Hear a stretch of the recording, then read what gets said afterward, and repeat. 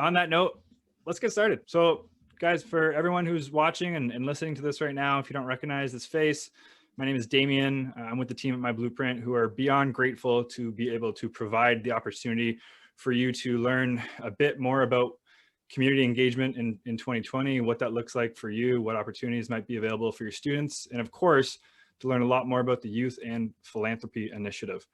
I'm not a huge fan of kind of those pre-written introductions. The panelists are here. Why not let them introduce themselves? Great. Thank you so much, Damien. Hi, everyone. My name's Kate. I'm the National Program Director at the Youth and Philanthropy Initiative Canada. I use the pronouns she and her, and I'm a second-generation settler of European descent to Turtle Island, or what we know as Canada. And I'm joining you today from the traditional territory known as Tiggeronto or Toronto. And I'll pass it to my colleague, Noor. Hi, everyone. My name is Noor El Husseini. I'm a second-generation refugee and settler to Turtle Island. My pronouns are she and her, and I'm the YPI Education Program Manager and Equity Lead. And I grew up in Montreal and Ottawa on the traditional territories of the Kinyin-Kinhaka and unceded Algonquin land, but I'm joining you from Tiggeronto, known as Toronto. And I'll pass it on to Pam. Hi, everybody. I'm Pam Sandhu. I'm the YPI lead teacher, and I'm a career development facilitator with the Surrey School District. I specifically work at Princess Margaret Secondary, and I'm joining you from beautiful Vancouver, British Columbia. Awesome. I just want to start by thanking Damien and everyone at myBlueprint for providing us with this platform and opportunity to share more about civic engagement and YPI specifically. So thank you so much, Damien. I know that myBlueprint is a really wonderful asset to, I'm sure, everyone on this call and teachers across Canada. So I wanted just to start by talking about civic and community engagement. What are we talking about when we talk about civic engagement?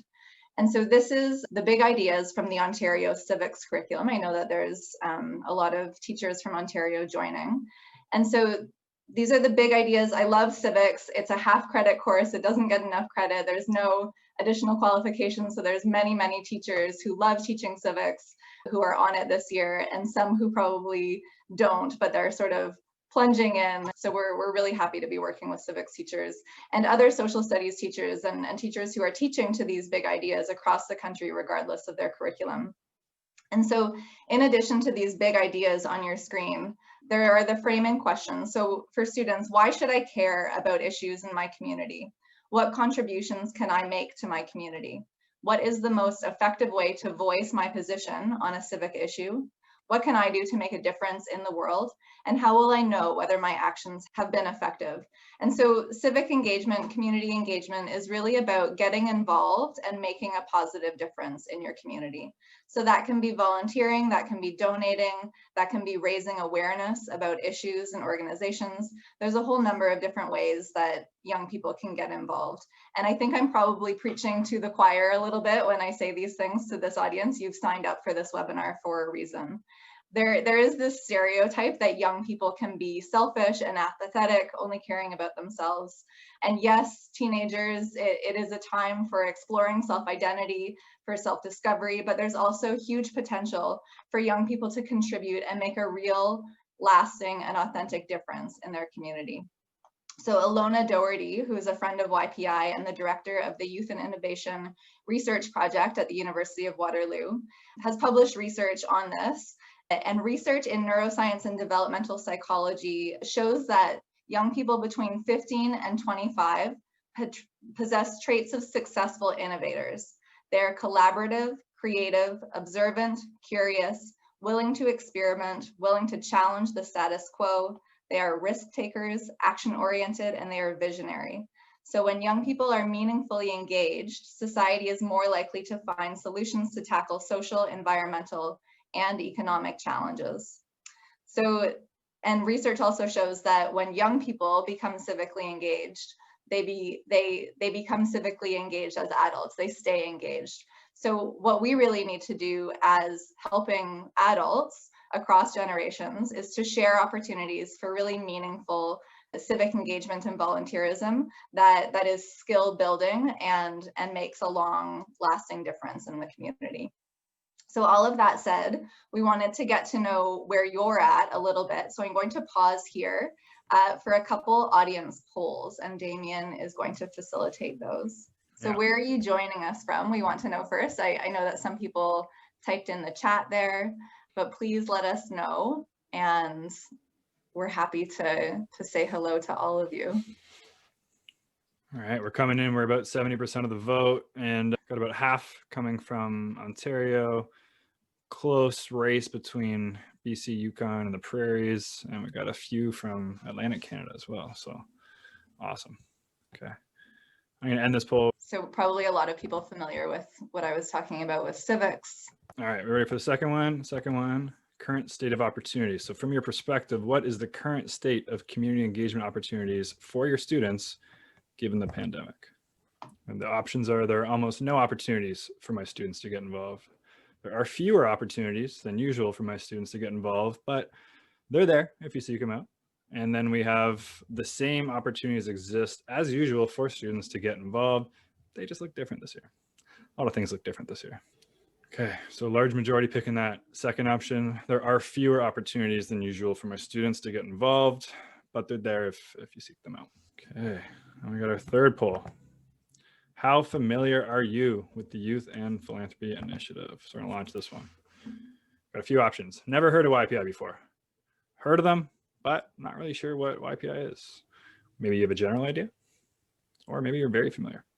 Okay, good news for the YPI team. We got a majority of the votes coming in so far have either never heard of or not really sure what it is. So good news in the sense that you're gonna make a lot of new friends today. Yeah, that's great. So the winner, never having heard of YPI, you guys are in for a treat then. This is a wonderful organization. Okay. Cool.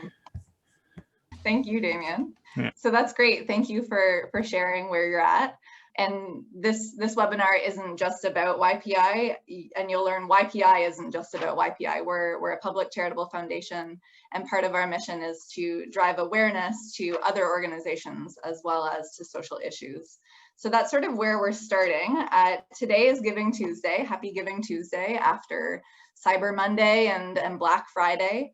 And sort of a sombering statistic, but one that I think is important to share, is that Imagine Canada estimates that 1 in 5 charities will close their doors in 2021 due to the pandemic. So I wanted to check in with everyone's own civic engagement. This isn't just about donating money, although that is a really important part of Giving Tuesday, obviously. And shout out to specifically arts-based organizations and sports organizations. So we all hear about the incredible need of frontline social service organizations like food banks and shelters. And of course, the needs of those organizations and the populations that they serve are so high always, and especially during these times. But arts-based organizations that are not able to make revenue due to performances they can't host, galas they can't host, and sports organizations that collect membership fees, they're really hurting. And I think they will be among the highest proportionally represented in that 1 in 5 charities that will unfortunately need to close their doors next year. So please give generously if you can. And that's what I'll say about that. So COVID-friendly civic engagement opportunities. This is what you're all here for. So again, this isn't just about YPI, so I wanted to showcase some of the organizations that YPI supports before digging into what we do as an organization. So jack.org is a national youth-focused mental health organization which trains young people to be leaders, advocates, and public speakers on the topics of mental health and stigma. Really important right now. They also bring together young people through school-based and community chapters across Canada to raise awareness and break down barriers around mental health. During the pandemic, they've moved programming online, including hosting virtual summits and creating an online resource library, which includes a toolkit for talking about mental health with peers, family, and friends. You can find the toolkit at bethere.org.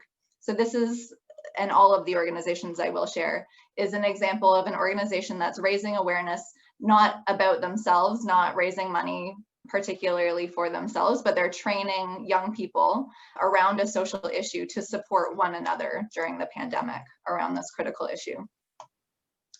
Helping Hands is a grassroots youth-led organization that matches young people to volunteer opportunities where they can build skills and networks based on their interests. So it's not just a job board for volunteers, though. They also provide support for students to reflect on the learning that happens during these volunteer experiences, and share strategies for young people to leverage the skills they developed to secure future career opportunities and continue to contribute to their community. They also offer classroom workshops, so you can reach out to them to request a session. And finally, Visions of Science Learning Network. This is a GTA, Greater Toronto Area-based organization working to advance the educational achievement and positive development of youth in marginalized communities through engagement in STEM, so science, technology, engineering, and math. Their youth-leading youth model, so it's a peer-to-peer support model, has shifted to virtual meetings during the pandemic with weekly STEM clubs, where STEM community leaders who are in grades 8 to 12 are the facilitators for the younger kids, in grades 3 to 7, doing fun and hands-on experiments. So moving on to YPI now, I wanted to share the end result before we sort of explain how they got there. And so I'm going to share this video. A couple weeks ago, one of my friends tried to overdose on the prescription medication after their parents had beaten them. Luckily, they hadn't taken an amount that was harmful by any accounts, but they were scared to go to the hospital because they thought their dad would hit them again. My friend lives with their dad in a different country, and due to restrictions from COVID, they're stuck living with the person that hurts them. They can't go live with their mother because of COVID, and they're not old enough to live on their own. My friend also has asthma, as well as a couple other medical issues, so they're highly susceptible to COVID. Their mother had gotten away from the relationship, but wasn't able to take my friend with them, and there was really nowhere to go. Hearing all this made me start to think, what happens to all the families like my friends? What happens to the people who are not as fortunate as me, who do not have a loving family? What happens to the mothers and their children who are still dependent on them in situations like this?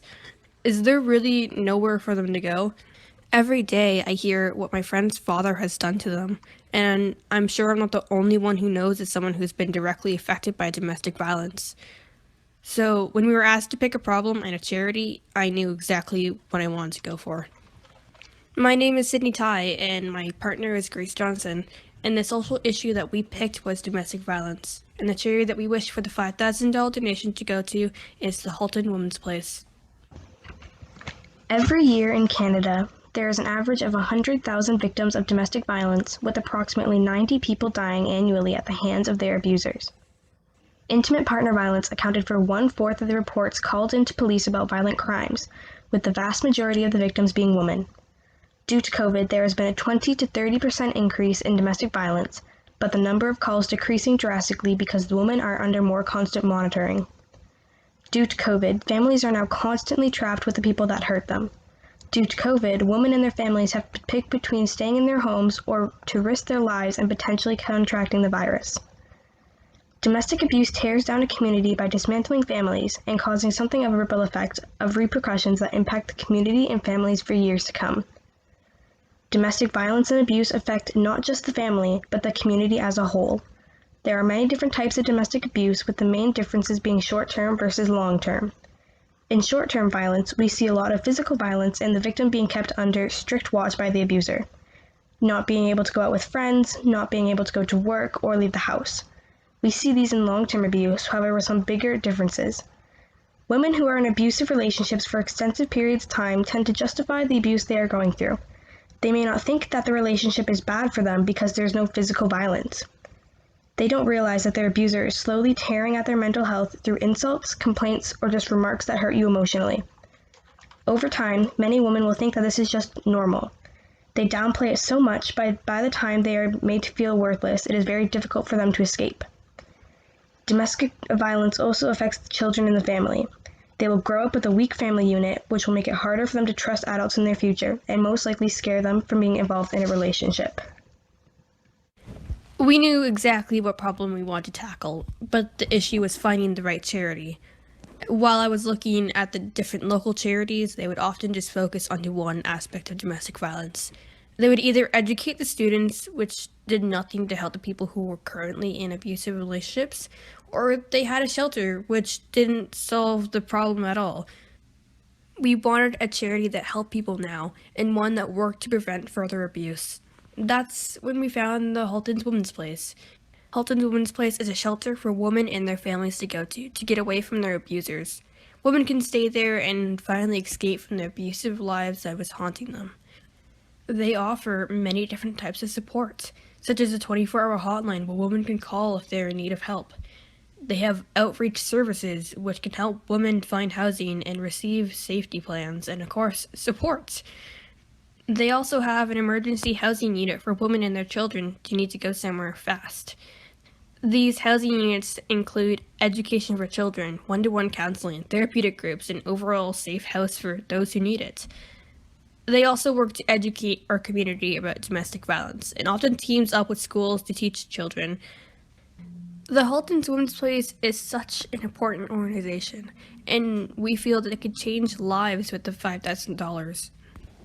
Just from 2019 to 2020, they assisted almost 800 women with their different programs.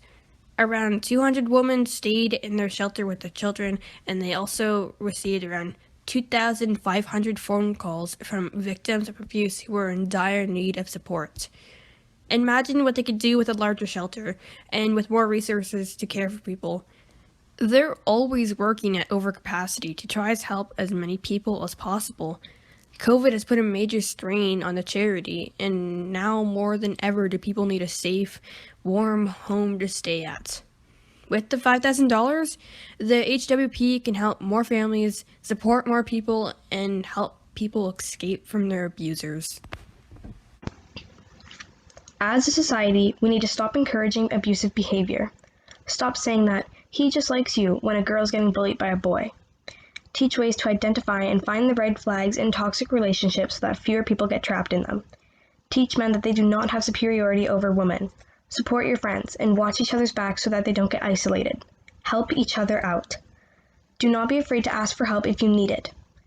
If you want to directly help the charity and fight against the problem, if you are over the age of 18, you can volunteer as reception, help for the children and youth, helping with housekeeping and tasks, keeping track of donations, planning events, sorting through holiday donations, and using any special skills that you might have that would help out the charity. Schools can partner with the Halton Women's Place to teach children about domestic violence and the rights and the wrongs in relationships. The most powerful change that we can make is to make sure people are educated on the subject, so fewer abusers are created and fewer people get trapped in these relationships. The future ahead of us is dark and unknown, but together we can pave the path that shines brightly. We believe that with the $5,000 donation, Halton's Women's Place will be to help many people who are currently stuck at home in abusive relationships and make further progress in educating the community and ending abuse. We could dream of a world where my friend and their mother are free from their father, where they're not constantly tied down in the shackles that keep them trapped and broken. We can dream of a world where people live happily in healthy relationships, free from being scared of coming home. We can dream of a world in which domestic violence isn't common practice, a world where children are free from the trauma that drowns them, and where women are free from their lives without thinking they are worthless. This isn't an issue that will just go away on its own. Let's work together to put a stop to domestic abuse and make our dream a reality. If you want a quick summary of our presentation and the points we went over, visit our website at ypihwp.crd.co. Thank you. So I typed in the chat the website that they created as well. So these students are 15 years old and they did this project this year during COVID, and it was Aldershot Secondary School's first ever year doing YPI. So pretty impressive on many fronts, I think. And so this is the process that they underwent to get there. So YPI, the Youth and Philanthropy Initiative Canada, is a public charitable foundation that funds local social service charities across Canada, and we do that through a school program. And so we trust tens of thousands of high school students, teenagers, with hundreds of thousands of dollars that we raise every year. Why do we do that? Some people think we're nuts. So we think that young people are best positioned to deeply understand the social issues that are happening in their local communities. We have seen it every year. I'll go into sort of the big picture and the background of YPI, but essentially young people are sort of our on the ground research assistants who are telling us where we should be investing our money. And so this is the process that schools go through when they participate in YPI. So at its core, it is a group project, and young people are identifying social issues in their community for the project that they are learning deeply about. They research them, they look at what organizations are out there doing really great work in their local community. They choose one of those organizations, and they typically go out for a visit to that charity. Their goal with that visit is to collect information that informs a presentation. So the video that you just saw is an example of a presentation. In pre-COVID times, it was typically a live 10-minute pitch presentation, and you heard them mention $5,000 several times. And so YPI provides every school that we work with a grant of $5,000 for the students to direct. And so the charity that was represented by those students was the winner of the $5,000. So the requirement for YPI is that it is an inclusive project offered across the grade level. Typically that's in grade 9 or in grade 10.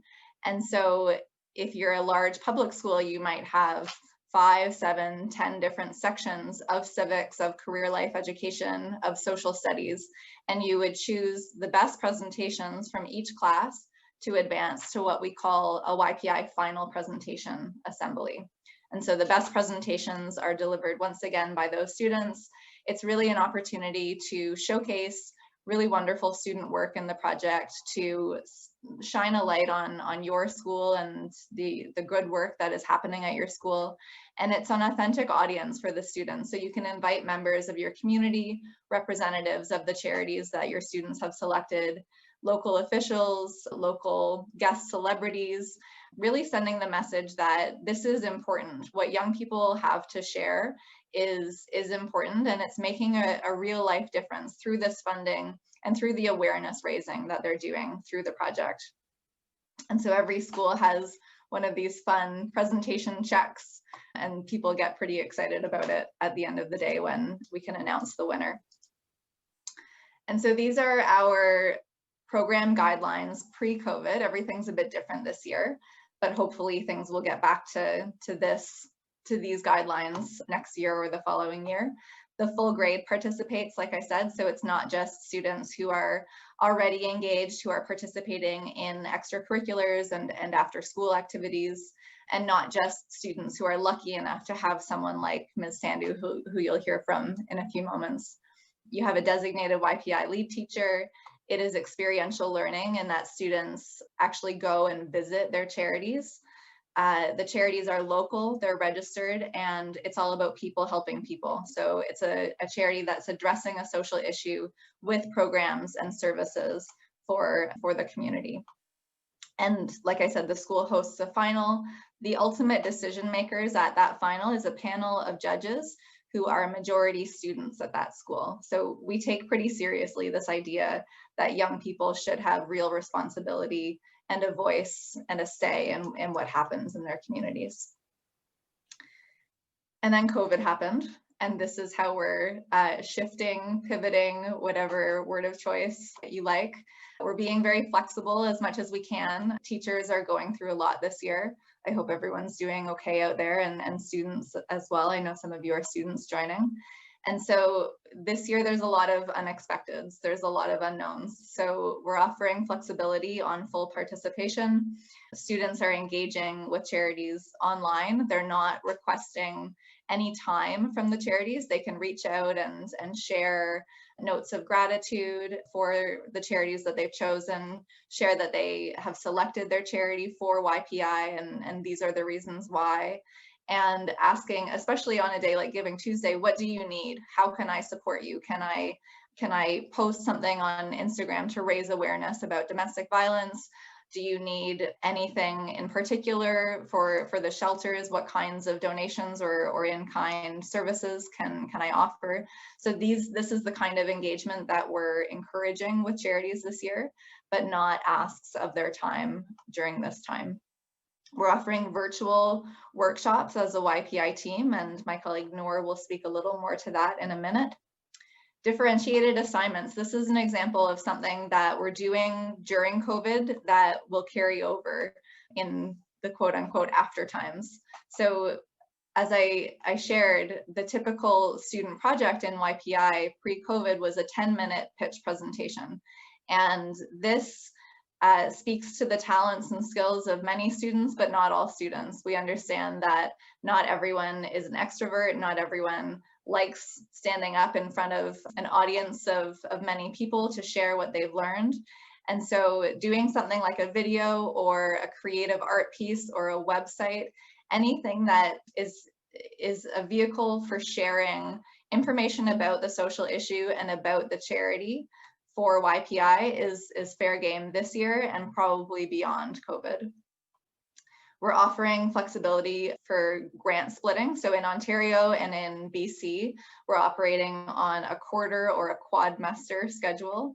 And so we're offering a split of up to 4 ways. This is the first time we've ever done this. We did it last year during COVID, but outside of COVID, it was always a strong principle of ours that the grants should be as large as possible. We want to direct substantial funding to our participating charities to honor the work that they're doing and the engagement they're having with our students. But we felt that this was an important consideration for this year. And then obviously these big showcase events, assemblies at the end of the program year for our schools are not possible in the ways that they were pre-pandemic. And so we have a lot of schools going virtual and having online finals, but we're also seeking creative ways to showcase student work in the program outside of events. And the internet is wonderful for that, with privacy considerations in place, really advocating for the work of local organizations and shouting from the rooftops how wonderful and important their work is a key pillar of YPI's work, and that translates online pretty well. And so this is our adapted, simplified process for this year. Young people are choosing a social issue, they're researching a local charity addressing that issue, and they're sharing what they learned. Really, really simple. And so I'm going to pass it over to my colleague Noor to share a little bit more about the resources that support this work for our teachers and students. Thank you so much, Kate, and thanks again, Damien, and thank you to everybody who's joining us. First and foremost, I hope you find yourselves in safety and wellness where you are and that your families are doing okay. I just wanted to speak a little bit more to the modifications. So, the pandemic hit, and as a team, we really wanted to prioritize our teacher and student well-being as much as possible, understanding that we were moving into emergency learning during what would be a school year unlike any other. And so we prioritized, we were thinking about what teacher and student support would look like in this generation defining time. And we were really influenced, I'd say, partly by the UN, their report that they released in May. It was titled, I believe, Protecting and Mobilizing Youth During COVID-19, where they stated it was, now is not the time to dial back investments in youth. And that youth are going to feel the hit of this pandemic more so than anybody else. And so, as a team, we wanted to remain committed to supporting students being heard in their communities and supporting really important work, frontline work that was happening on the ground with social issues and directing, through peer advocacy, having youth direct those grants to social issues and local charities that they chose. And a sort of beautiful byproduct of that was that they focused on these social issues that were most prevalent during the pandemic. So looking at food banks, looking at homelessness, looking at, really frontline work. And so part of that flexibility and that adaptation came from our part as a team. We held, deep meetings in over the summer in terms of revisiting, how can we make our programming as flexible, as critical, and as meaningful as possible, granted these challenging times that we find ourselves in. And so part of that was developing what we call our sort of online modified curriculum that Kate spoke to a little bit earlier. And we shared it with our teachers in schools across Canada. And the timing of that really coincided with our, like I said, in the summer months, really undergoing a deeper introspection about equity and inclusion in our own program model and resources, and how we could align ourselves further with some of the social justice movements and human rights issues that were brought to surface, that were always there, but truly exacerbated by COVID. And so this current curriculum, this modified curriculum, is a reflection of that process. It's a beginning of our own journey, which will continue into the future. And we really wanted to invite our schools, our teachers, and our larger community to engage in that conversation with us. As Kate mentioned, there were other forms of virtual support, and that also came through virtual workshop sessions. And so one form of that was the YPI launch workshop. So that's really a launch workshop that launches the program with students that have not experienced YPI or unfamiliar with YPI. It's a 75-minute virtual session where we have some interactive activities. We try to human as possible in this time of disconnection. And so, that workshop also aims to support authentic student learning and critical reflections around power, around privilege, around systemic oppression, particularly in response to some of the challenges and systemic barriers that COVID-19 just truly brought to light. A second form of support in terms of those virtual workshops was our team developed a virtual workshop series that we called the Community Voices Virtual Workshop. And it's essentially in partnership with community organizations that are local to our schools across Canada. And so, granted that charity visits are not possible for obvious reasons, for safety, for protocol, and to really stand in solidarity with charities that were certainly experiencing burnout during COVID-19. In the absence of that charity research and those charity on-site interviews, I should say, we coordinated and continue to coordinate virtual guest speakers from each school's local philanthropic and social service sector to provide talks on the impact of COVID-19 in their region. So they come in and they share data, they share knowledge, they share online resources about the types of work that's happening and being led in their community by local charities, and talk about the short-term and long-term effects, the ways that young people can continue to be engaged. And so we explore these partnerships with local community foundations, United Way chapters, and other similar organizations and grassroots groups. And so that's been sort of, I don't like to use the word substitute, but because I don't think there is a real substitute for lived experience when you go on site and you see the work that the charitable sector does, and you meet, you put names and faces, the data becomes personal, right? That's such a transformative piece of our programming. And so we offered this virtual workshop as a way to sort of facilitate and mitigate even that piece, to share and sit together and connect together. And so part of this session today, a wonderful question that we sort of wrote out, my colleague Kate wrote out, was this idea of how do we support and create these learning opportunities for students to be engaged citizens, right? And to be engaged in meaningful ways, in ways that are impactful, and ways that matter to them, ways that reflect the things that they care about and the issues that matter most to them. And I want to lean upon two educators, authors, social justice activists.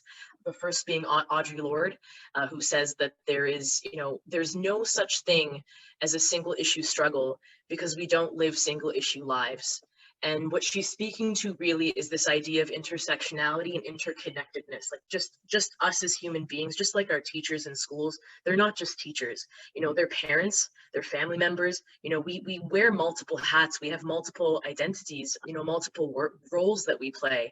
And so really thinking about that, the way that we're connected, and not working so much in silos, but thinking about how different pieces of our identities or the social issues that are happening in our communities can inform different people, right? So a charity doesn't just necessarily address one single issue.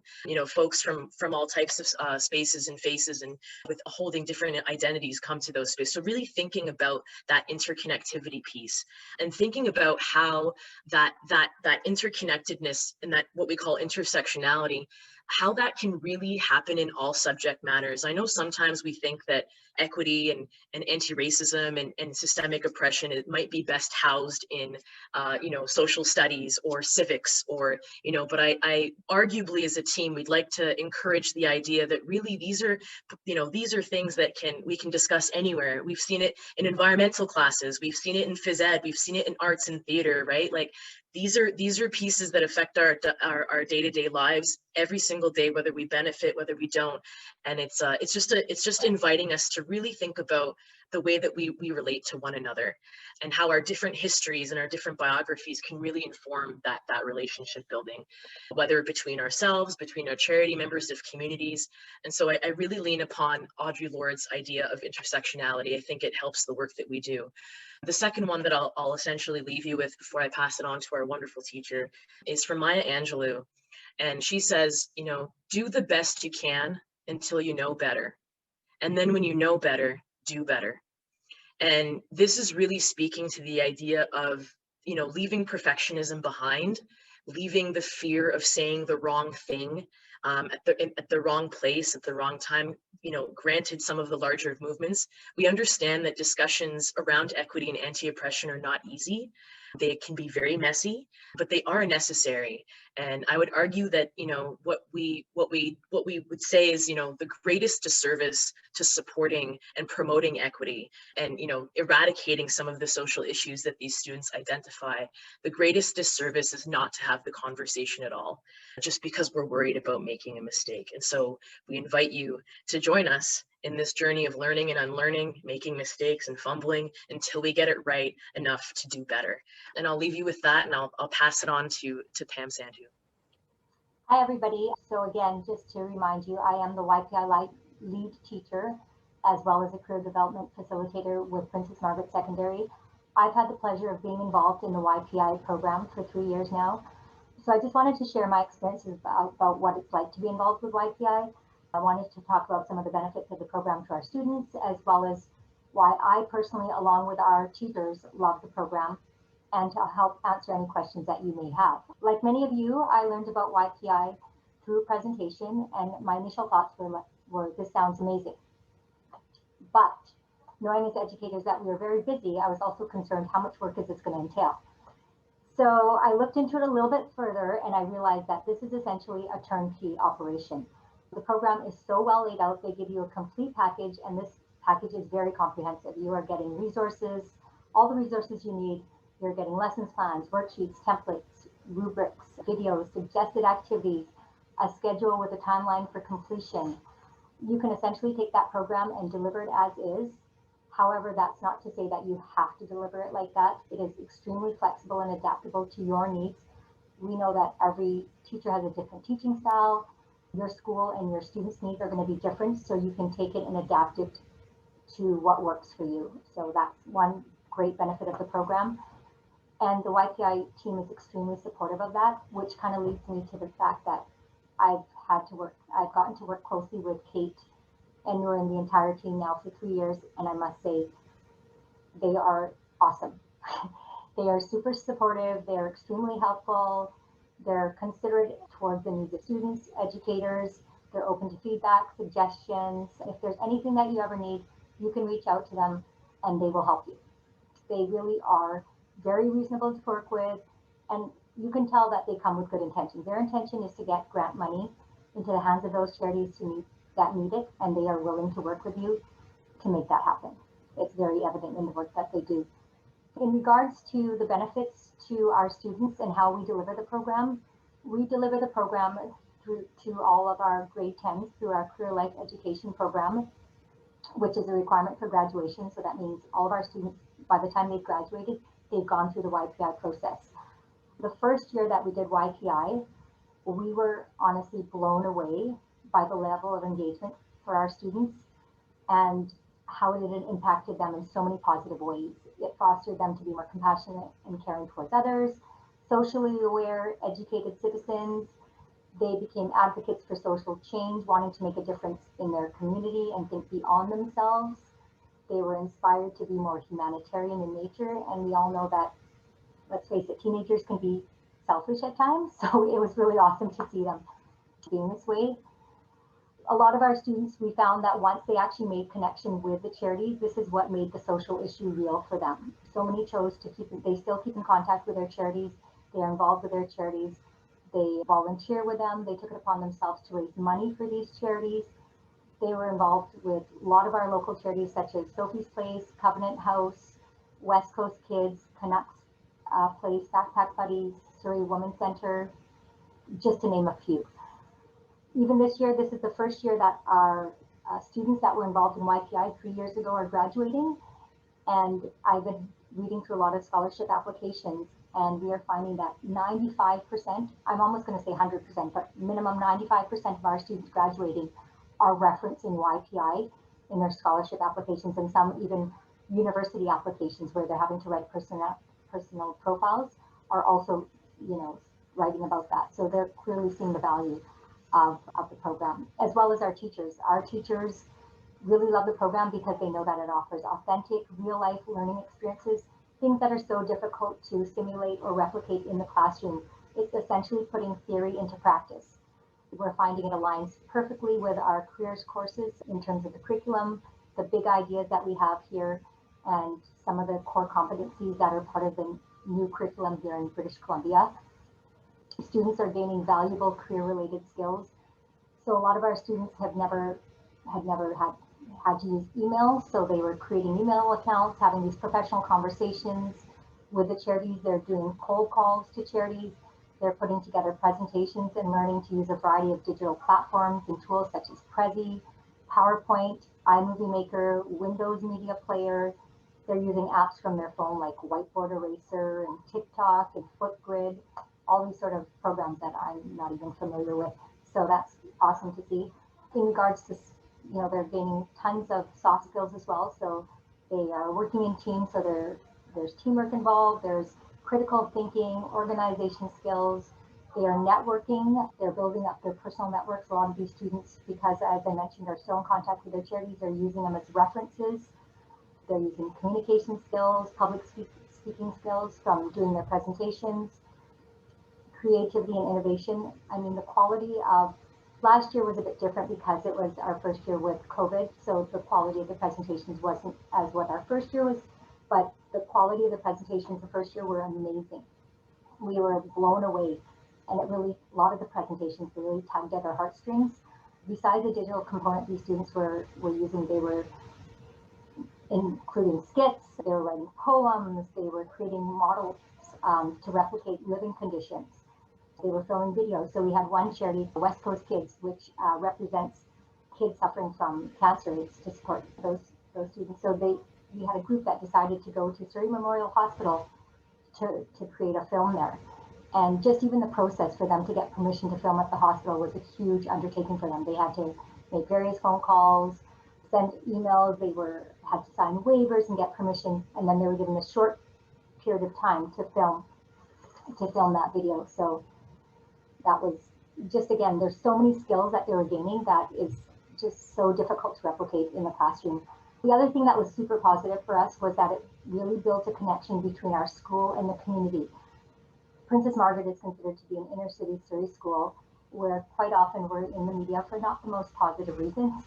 So this time we were featured on the district website, we were featured in local newspapers, and it was for our students doing something really positive in the community. And so that was such a great experience for our students and our school to see. And from that first year, all the kids knew about YPI. It was so big. Our final was amazing. We had a celebrity guest judge, and we had our district career principal, and we invited our junior grades to come and sit through the presentation, and the students all loved it. Even though this year our participation was voluntary due to COVID and the demands of teaching, we found that we had all of our teachers still wanting to participate in the program just because they see the value in it and the positive impacts in the program, because we really are creating socially aware, educated, compassionate citizens through going through the YPI process. And really, at the end of the day, that's all we can ask for. So I cannot say enough about how fabulous YPI really is. And I do encourage you to take part in the program. Thank you, Pam. I wanted to back up a little bit here. So this is our big picture, and this webinar is really an invitation to consider participating. We are accepting applications for new schools, both this year and in the future, but it's also really just a call to action. So I hope that the message we're leaving you with is that this isn't about YPI. YPI is all about students learning about social issues and being empowered to make a real difference in their communities, to stand up for organizations and the work that they're doing. And we've seen since 2002, when we were founded, that young people are very, very good at that. And so it's a challenge to you all, to the teachers, and a message to the students on the webinar as well. We hear you, we see you, you're doing incredible work, keep it up. But this is our big picture. So this year, 100 schools across 7 provinces are participating in the program. That adds up to about 17,000 students who will learn about their communities and advocate for charities. There's $500,000 in grants that will be distributed. And that's just the winners. And so there's about 3,000 charities that participate every year, aside from those winners. And so the benefits that charities share with us, the reasons why they participate, funding comes in third or fourth.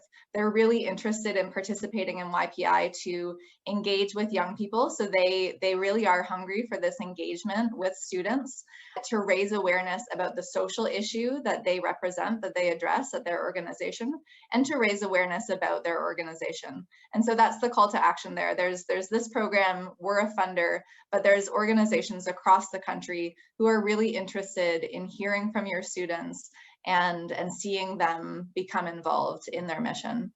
We were founded back in 2002, and we've spread now to 4 countries. So we work with schools in Scotland, Northern Ireland, and the US. Those are our program partners. They operate independently of YPI Canada. Internationally, we've granted $20.5 million. 10.5 is our Canadian stat, with 600,000 alumni. And so all of these numbers, we're incredibly proud of them, but really the message I would leave you with is that all of this work was not possible without teachers and without students across Canada. So that's what it's really all about. We want to continue this work with your help. So by 2023, that's our 20th anniversary, our goal is to be granting $1 million every single year through the participation of 200 schools. So if this is something that resonates with you, I encourage you to reach out and join us. If you're a teacher, and if you're a student, you can share this with the adults who are currently the decision makers, because we think that you should be the decision makers. So we have about 6 minutes left for Q&A and discussion. So I encourage you all to type in the chat box. I think there may be a few coming in through the Q&A here. There's been a few questions, and there's a few people commenting on YouTube too, which is cool. So I'll bring those up. I do want to steal one of those minutes really quick and thank Pam, as well as the team from YPI, for your time today. This was fantastic.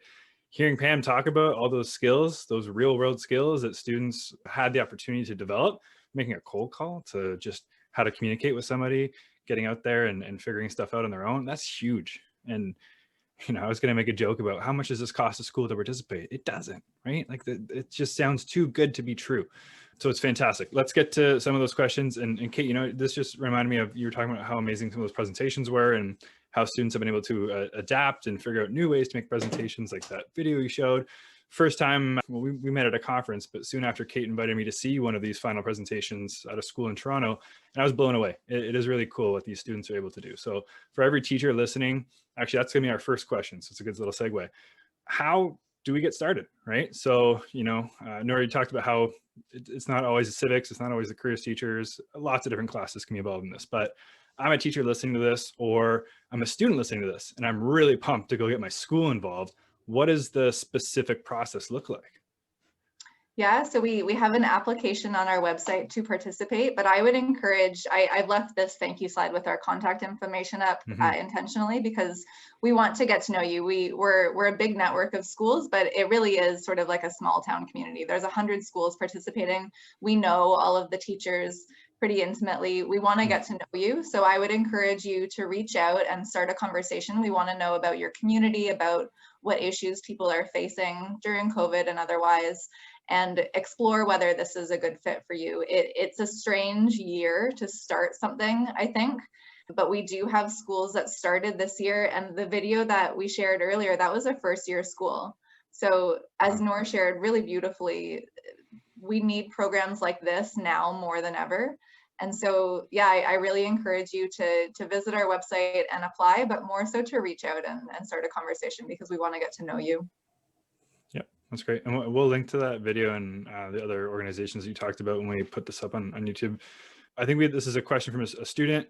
So does YPI give a list of the charities that are available to choose from, or do students find any charity in the community that they're interested in?